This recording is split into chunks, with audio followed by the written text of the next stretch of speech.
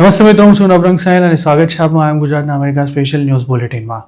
શનિવાર જાન્યુઆરી 3ના બુલેટિનમાં જોઈશું ઇમિગ્રન્ટ્સ વિનાનું અમેરિકા કેવું હશે અને માસ ડિપોર્ટેશનની હિમાયત કરનારા ટ્રમ્પ કેમ સાવ ખોટા પણ નથી તેના સમાચાર. જાણીશું અમેરિકાની શાન કહેવાથી ટેસ્લા પર કેમ ચાઇનીઝ BYD ભારે પડી ગઈ અને પોલિટિક્સના રવાડે ચડવાની ભૂલ ઇલોન મસ્કને ક્યાં નડી તેનો એક અહેવાલ, તેમજ અમેરિકાના મકાનોના ભાવ અને હોમ લોનના વ્યાજ દર ઘટ્યા હોવા છતાં પણ કેમ લોકો મકાન ખરીદતા અચકાઈ રહ્યા છે તેની વિગતો, અને છેલ્લે વાત કેનેડામાં કેમ 1 મિલિયનથી પણ વધુ ઇન્ડિયન્સ પોતાનું સ્ટેટસ ગુમાવી શકે છે તેવો ડર ઊભો થયો છે તેનો રિપોર્ટ આજના આ બુલેટિનમાં.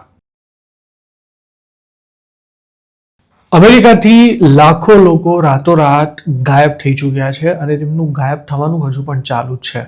દેશની સરહદ સીલ થઈ ચૂકી છે, લીગલી અમેરિકા આવવાના ઓપ્શન્સ ખૂબ જ ઘટી ગયા છે, તેમજ એન્ટ્રીને બદલે એક્ઝિટ ઘણી જ વધી ગઈ છે, જેના કારણે કન્સ્ટ્રક્શન સાઇટ્સ પર મજૂરો દેખાતા ઓછા થઈ ગયા છે, ખેતરો સુમસામ પડ્યા છે અને ગેસ સ્ટેશન્સ તેમજ સ્ટોર્સમાં કામ કરવા માટે માણસો નથી મળતા, તેમજ મોટેલ્સ મેનેજ કરવી પણ મુશ્કેલ થઈ રહી છે. કહેવા ખાતર અમેરિકા ભલે ઇમિગ્રન્ટ્સનો દેશ હોય, પણ હવે અમેરિકાએ પોતાના દરવાજા ઇમિગ્રન્ટ્સ માટે બંધ કરી દીધા છે. ઓક્સફર્ડ ઇકોનોમિક્સના એક અંદાજ અનુસાર 2025માં અમેરિકામાં નેટ ઇમિગ્રેશન માત્ર 4.5 લાખ લોકો પૂરતું મર્યાદિત રહ્યું હતું, જ્યારે બાઇડનના શાસનકાળમાં આ આંકડો વાર્ષિક 2 થી 3 મિલિયન જેટલો રહેતો હતો.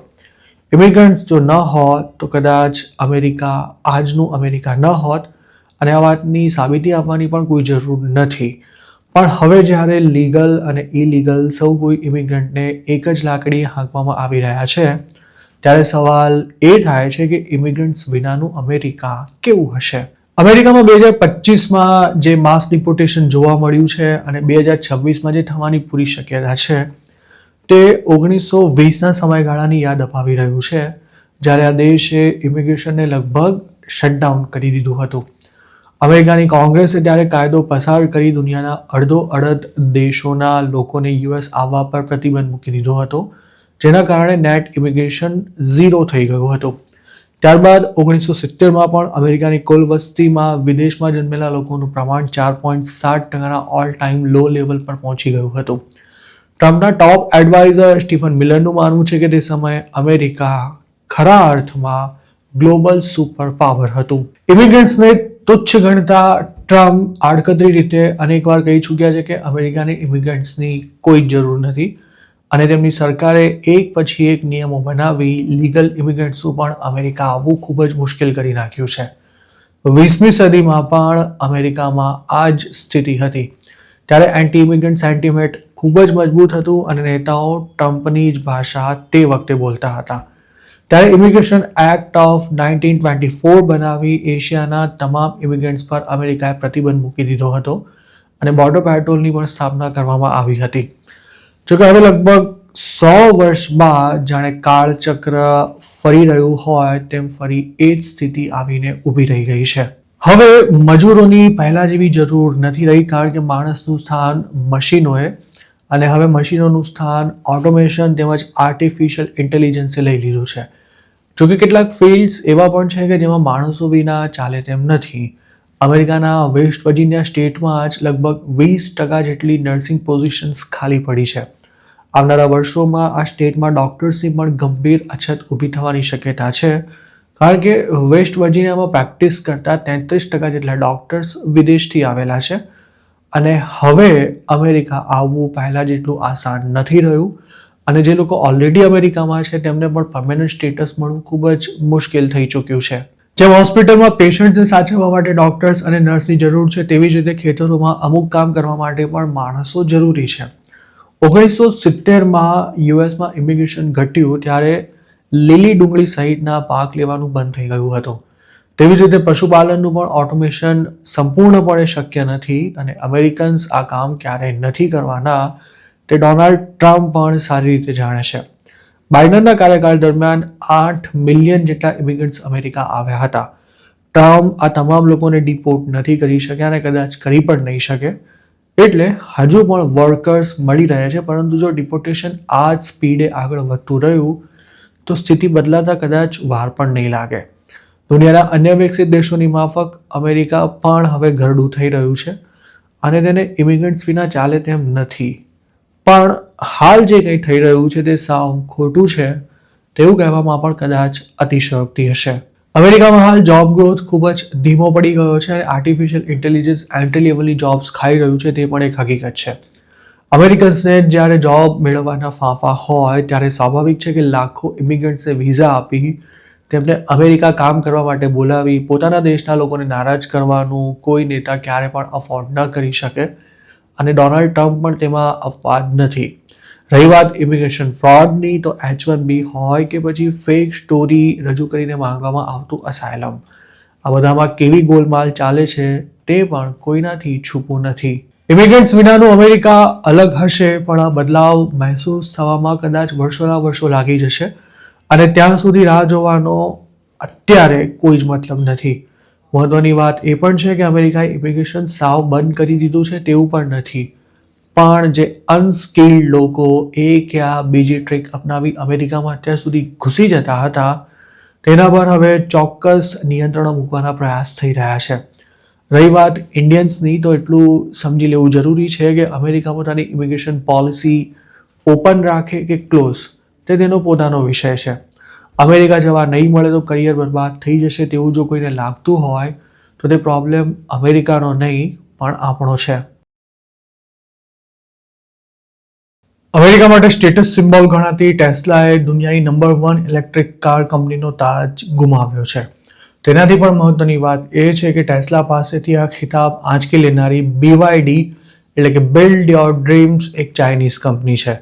ઇલેક્ટ્રિક કાર્સ આવનારા વર્ષોમાં પેટ્રોલ ડીઝલની કારને રિપ્લેસ કરશે તેવી મજબૂત શક્યતા વચ્ચે દુનિયાભરના બજારો પર કબજો જમાવવા માટે ટેસ્લા અને BYD વચ્ચે કાંટાની ટક્કર ચાલી રહી છે અને હવે BYD આ રેસમાં આગળ નીકળી રહી છે.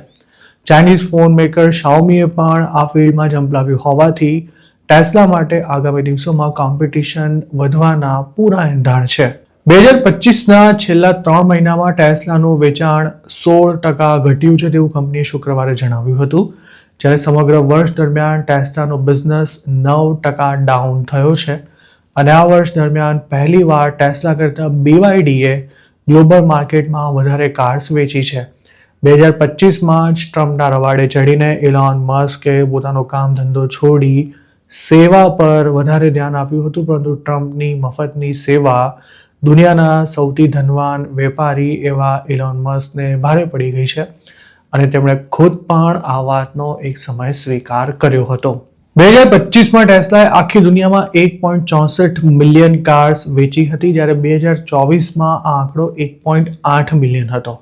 તો બીજી તરફ BYDએ 2025માં 2.26 મિલિયન ઇલેક્ટ્રિક કાર્સ વેચી હતી, જે 2024ની સરખામણીએ 28% વધારે છે. BYDની સૌથી વધુ કાર ચાઇના સિવાય એશિયા, યુરોપ અને લેટિન અમેરિકન કન્ટ્રીઝમાં વેચાઈ રહી છે, જ્યારે હાઈ ટેરિફને કારણે હજુ સુધી અમેરિકામાં તેની એન્ટ્રી નથી થઈ શકી. એક સમયે ટેસ્લાનો ટાર્ગેટ 2030 સુધીમાં 20 મિલિયન કાર્સ વેચવાનો હતો. આ આંકડો દુનિયાની સૌથી મોટી ઓટો કંપની ટોયોટાના હાલના વેચાણ જેટલો થાય છે. ટેસ્લાએ સેલ્ફ ડ્રાઇવિંગ કાર્સ અને રોબોટ્સ પર પણ ખાસું ફોકસ કર્યું છે, પણ આ ફિલ્ડમાં હવે કોમ્પિટિશન ખૂબ જ વધી ગઈ છે અને તેમાં હજુ સુધી જોઈએ તેવી રેવન્યુ પણ જનરેટ નથી થઈ રહી.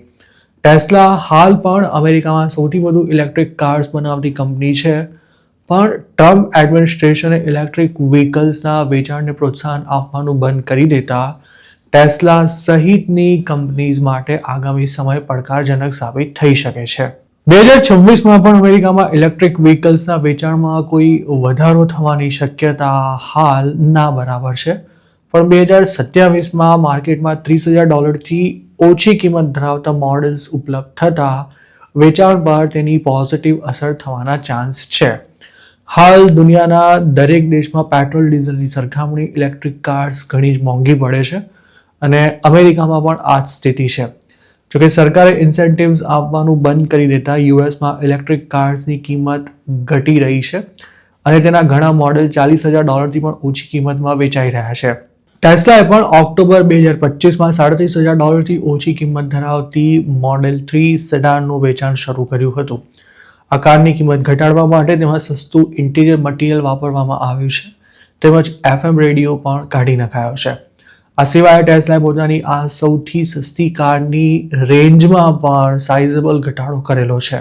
જોકે આવનારા વર્ષોમાં ઇલેક્ટ્રિક કાર્સની કિંમતોમાં મોટો ઘટાડો થશે તેવી આશા છે અને ખાસ તો પેટ્રોલ ડીઝલ કરતાં પણ ઇલેક્ટ્રિક કાર્સના ભાવ ઓછા હશે, કારણ કે બેટરી સસ્તી થઈ રહી છે તેમજ ટેકનોલોજી અપગ્રેડ થતાં કાર્સની રેન્જ વધવાની સાથે ચાર્જિંગનો સમય પણ ઘટી રહ્યો છે. મહત્વની વાત એ પણ છે કે હાઇબ્રિડ કાર્સની ડિમાન્ડમાં મજબૂત વધારો જોવા મળી રહ્યો છે. લોકોને ઇલેક્ટ્રિક કાર્સ લેવામાં આમ તો કોઈ સંકોચ નથી, પણ ચાર્જિંગ કરવાની માથાકૂટ તેમને આ કાર ખરીદતા રોકી રહી છે.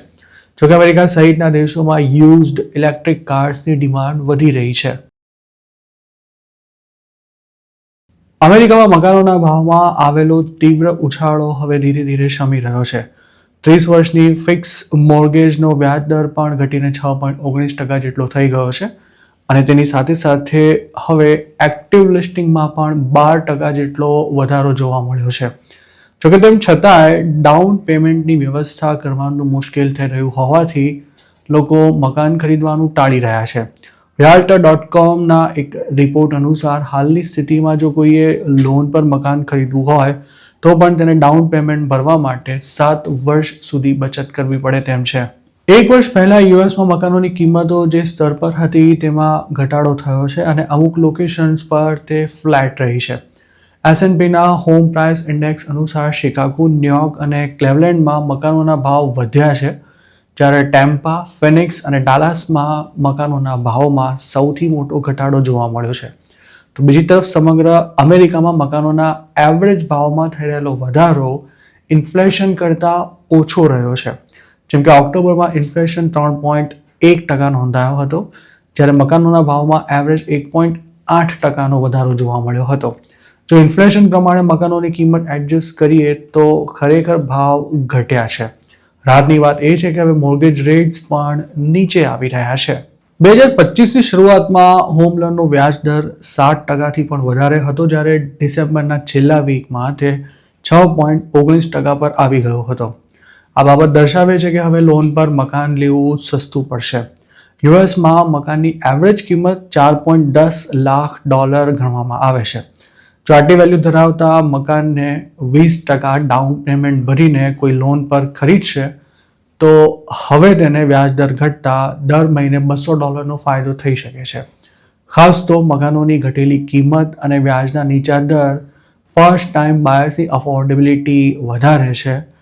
પણ હવે સૌથી મહત્વનો પ્રશ્ન ડાઉન પેમેન્ટની વ્યવસ્થા ક્યાંથી કરવી તે બની રહ્યો છે. realtor.comના એક રિપોર્ટ અનુસાર હાલ યુએસમાં જો કોઈને મકાન લેવું હોય તો તેણે પોતાની 7 વર્ષની બચત ડીપી ભરવામાં વાપરી નાખવી પડે તેમ છે. 2022માં મકાનોના ભાવ વધવાની સાથે હોમ લોન પણ મોંઘી થઈ ગઈ હતી અને ત્યારે ડીપી ભરવા માટે 12 વર્ષની બચત ખર્ચવી પડે તેવી સ્થિતિ હતી.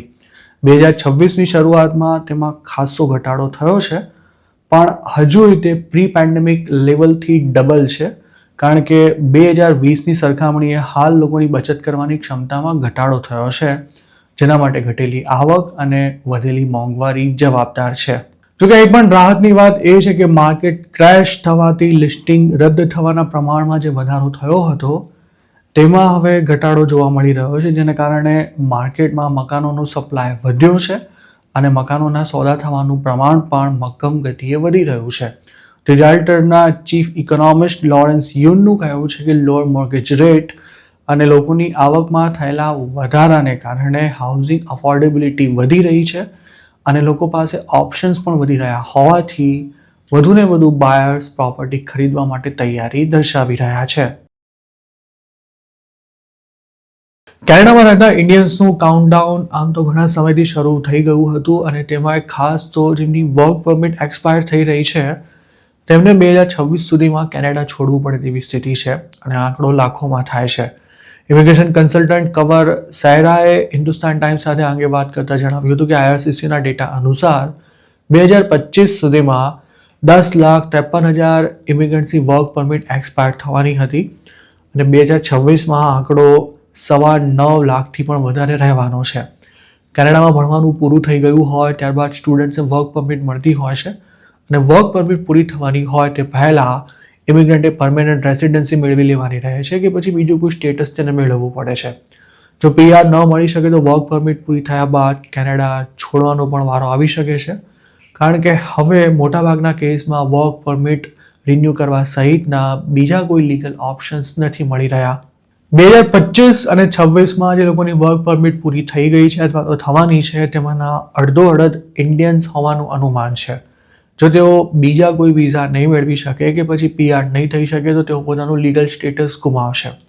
જો કે હકીકત એ પણ છે કે કેનેડાની હાલની સરકારે PR અને વર્ક પરમિટ એક્સટેન્શન ખૂબ જ મુશ્કેલ બનાવી દીધા છે અને તેની સૌથી વધુ અસર ટેમ્પરરી વર્કર્સ અને ઇન્ટરનેશનલ સ્ટુડન્ટ્સ પર થઈ રહી છે. એક્સપર્ટ્સો માનીએ તો કેનેડામાં અત્યાર સુધી ક્યારે આટલી મોટી સંખ્યામાં લોકોનું સ્ટેટસ સમાપ્ત થવાનું હોય તેવી સ્થિતિ જોવા નથી મળી.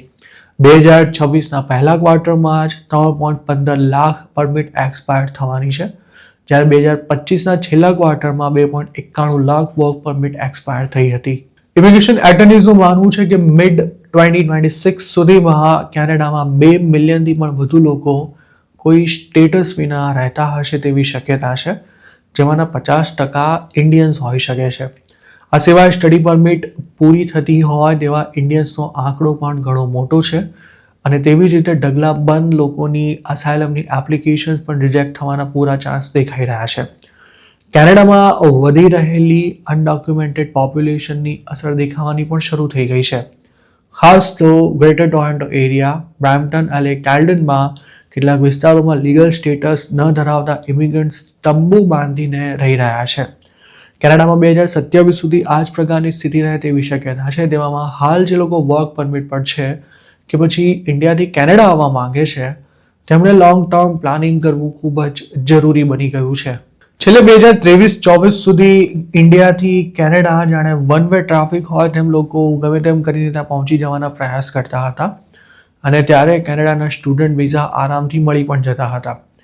જોકે ઇમિગ્રન્ટ્સની વસ્તીમાં જાણે વિસ્ફોટ થયો હોય તેવી સ્થિતિ સર્જાઈ ત્યારે કેનેડામાં જોબ ક્રાઇસિસ અને હાઉસિંગ ક્રાઇસિસ માટે લોકો ઇમિગ્રન્ટ્સને જવાબદાર ઠેરવવા લાગ્યા હતા, જેના કારણે સરકાર પર પોતાની ઇમિગ્રેશન પોલિસી બદલવાનું પ્રચંડ પ્રેશર આવ્યું હતું અને જસ્ટિન ટ્રુડોને પોતાની ટર્મ પૂરી થાય તે પહેલાં જ ઘર ભેગા થવાની ફરજ પડી હતી.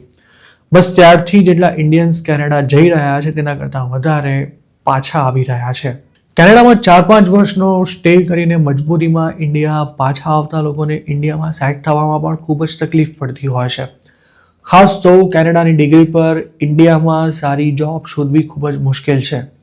લાખો રૂપિયા ખર્ચ્યા બાદ કેનેડાથી ઇન્ડિયા પાછા આવી 40-50 હજાર રૂપિયામાં જોબ કરવી પડે તો સ્વાભાવિક છે કે કોઈ પણ હતાશ થઈ જાય અને એવું હાલના દિવસોમાં ઘણા ગુજરાતીઓ સાથે થઈ પણ રહ્યું છે.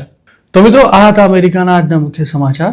આપને જો મારી રજૂઆત પસંદ આવી હોય તો આ વિડીયોને લાઇક અને શેર કરવાનું તેમજ IM ગુજરાતની YouTube ચેનલને સબસ્ક્રાઇબ કરવાનું ભૂલશો નહીં, કારણ કે આ ચેનલ પર આપને મળશે અમેરિકામાં રહેતા ગુજરાતીઓ માટેના તમામ મહત્વના સમાચાર અને તે પણ આપની પોતાની ભાષામાં. આપ જો મારી સાથે કોઈ ટિપ શેર કરવા માંગતા હો તો હાલ સ્ક્રીન પર દેખાઈ રહેલા WhatsApp નંબર પર પણ અમારો સંપર્ક કરી શકો છો. આપની ઓળખ ગુપ્ત રાખવામાં આવશે.